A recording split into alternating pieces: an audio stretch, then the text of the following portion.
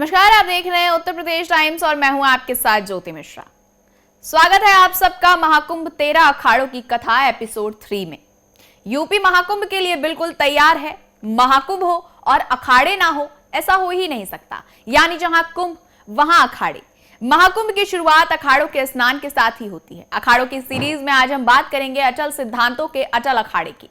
इस अखाड़े को सबसे प्राचीन अखाड़ा माना जाता है। श्री शंभू पंचायती अटल अखाड़ा जो अपने सिद्धांतों पर अचल है, जहां संन्यास की प्रक्रिया बेहद कठिन है और कोई महामंडलेश्वर भी नहीं है।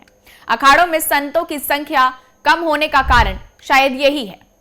यह अखाड़ा शैव संप्रदाय से जुड़ा हुआ है और यहाँ पर शिव जी की पूजा की जाती है। अखाड़ा सनातन धर्म की रक्षा और सामाजिक कुरीतियों के खिलाफ अभियान चलाता है।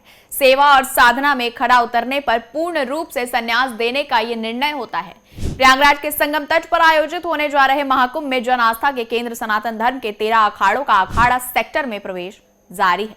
इसी क्रम में श्री शंभू पंचदशनाम अचल अखाड़ा भी छावनी में प्रवेश कर चुका है। छावनी प्रवेश के अनोखे दृश्य को देखने के लिए बड़ी संख्या में श्रद्धालुओं की भीड़ उमड़ पड़ी थी। इस अखाड़े की खास बात है, इसके आराध्य श्री आदि गुरु गजानन है। इनकी धर्म ध्वजा गेरुआ है।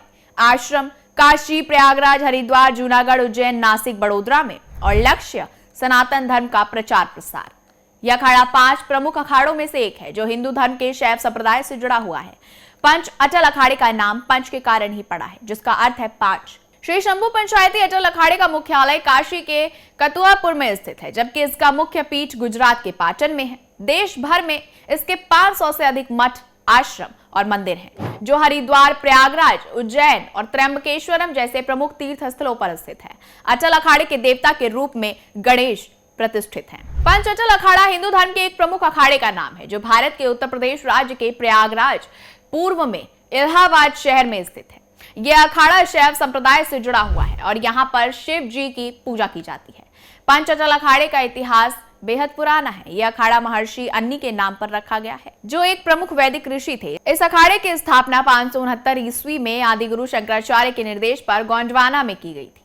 इसकी स्थापना का मुख्य उद्देश्य सनातन धर्म की रक्षा और प्रचार प्रसार था।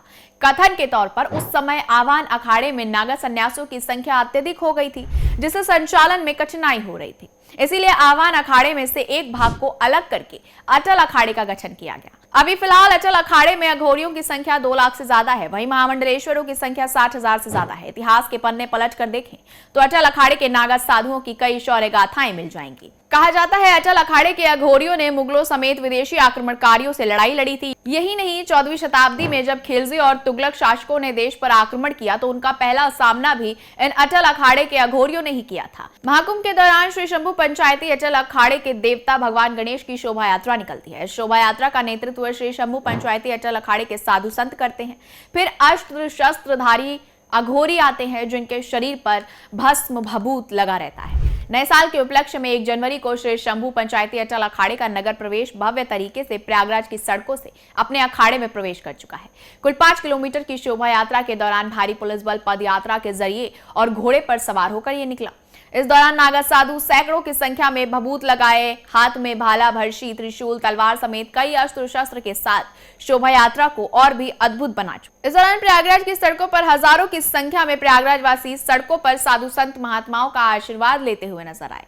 अटल अखाड़े के जुलूस में एक बात तो सबसे अलग देखी गई और वो ये है कि अखाड़ों के प्रवेश यात्रा में सबसे आगे फूलों से सजे धजे वो भाला, जिन्हें अखाड़ों के ईस्ट से कम सम्मान नहीं मिलता। अखाड़े की पेशवाई में अखाड़े के जुलूस में भी आगे था सूर्य प्रकाश नाम का वो भाला, जो केवल प्रयागराज के महाकुंभ में ही अखाड़े के आश्रम से महाकुंभ क्षेत्र में निकलता है।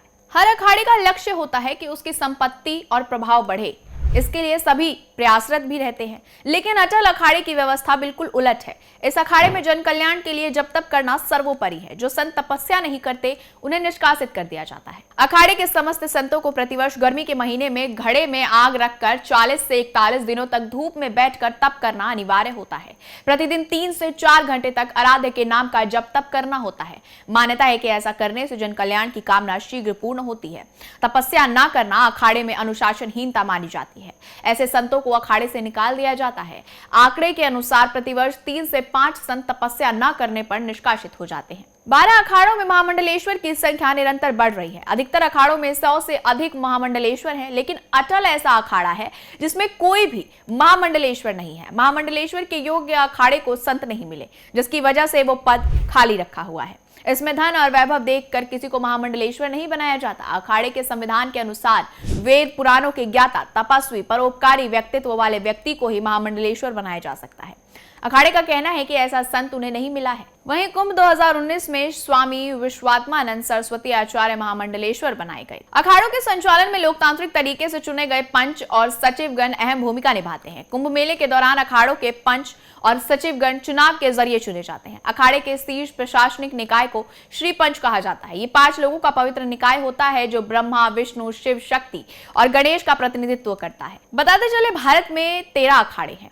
पहला निरंजनी अखाड़ा, महानिर्वाणी अखाड़ा, आह्वान अखाड़ा, जूना अखाड़ा, अटल अखाड़ा, आनंद अखाड़ा, अग्नि अखाड़ा, दिगंबर अखाड़ा, निर्वाणी अखाड़ा, निर्मोही अखाड़ा, निर्मल अखाड़ा, बड़ा उदासीन अखाड़ा, नया उदासीन अखाड़ा। 13 जनवरी को कुंभ के पहले शाही स्नान में अखाड़ा पूरी ईशान और शौकत के साथ पहुंचेगा। स्वर्ण चांदी के रथ, अस्त्र शस्त्रों के साथ रेत पर दौड़ लगाते नागा साधु जब गंगा स्नान करेंगे तो वो दृश्य हर किसी को अभिभूत कर देगा। फिलहाल इस एपिसोड में इतना ही। मिलते हैं अगले एपिसोड में, तब तक के लिए जुड़े रहिए हमारे साथ और देखते रहिए उत्तर प्रदेश टाइम्स। धन्यवाद। हम हैं देश के दिल, उत्तर प्रदेश की धड़कन, उत्तर प्रदेश टाइम्स।